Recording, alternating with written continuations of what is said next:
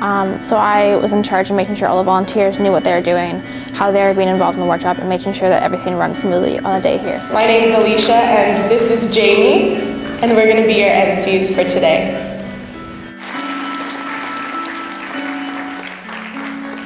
This is the 5th year that the International Human Rights Day Student Symposium has been held with the theme Human Rights in the Asia Pacific 1931 to 1945. The event is sponsored by the Vancouver School Board, hosted here at Van Tech Secondary, and organized by BC Alpha.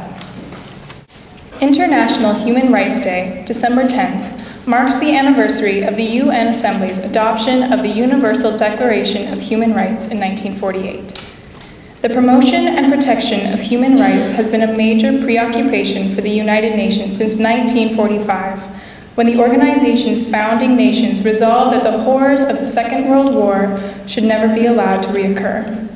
This annual International Human Rights Day Student Symposium has been organized since 2009 to help us better understand and reflect on human rights violations during the Asia-Pacific War from 1931 to 1945, and to make connections to contemporary local and global issues.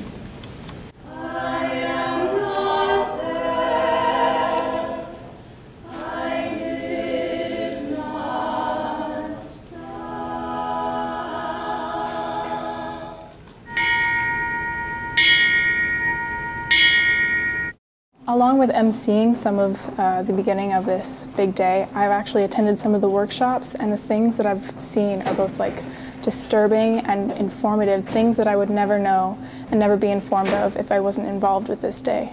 We can learn not to be ignorant. You know, that's the main point of this day, is to remember and to inform everyone of this forgotten Holocaust and how important it is to learn from these experiences. What touches me the most about this specific symposium is that it's less focused on the exact dates and on exact names, and more focused on the people and the feelings and the experiences that they had to go through, and it's focused on understanding that side of things so that we can address reconciliation, and we can address apologies and moving on and helping people to come to terms with something so devastating, which, when looking at a tragedy, I think that the emotional side and getting victims' point of views and survivors' testimonies, that's really what touches people and what makes it real for a lot of youth. So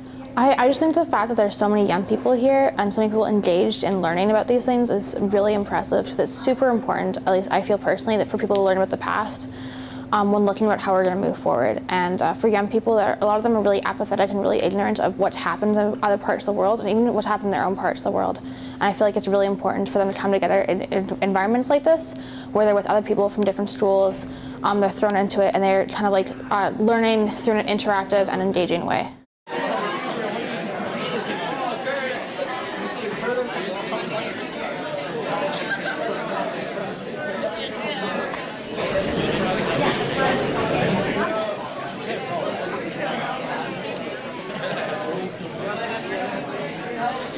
I'd say probably just like getting engaged in these kind of activities, educating yourself the best that you can, and like really looking for knowledge and for truth in things is really important, and always questioning everything, I guess. Like really don't just take anything at face value. Just keeping people informed helps a great deal. We actually have signatures taken down to make sure that Japan apologizes for some of the wrongdoings, and I just feel like being informed is keeping us alive and knowing what rights are for humans. If you ever have the opportunity to do something like this or be a part of something like this, I think you should take it, because I didn't know what to expect coming into it 2 years ago, and now coming out of it, would be my last year. I'm so touched and so grateful for all the experiences and everything that I've learned, and I'm so thankful. I hope a lot of other youth get the opportunity.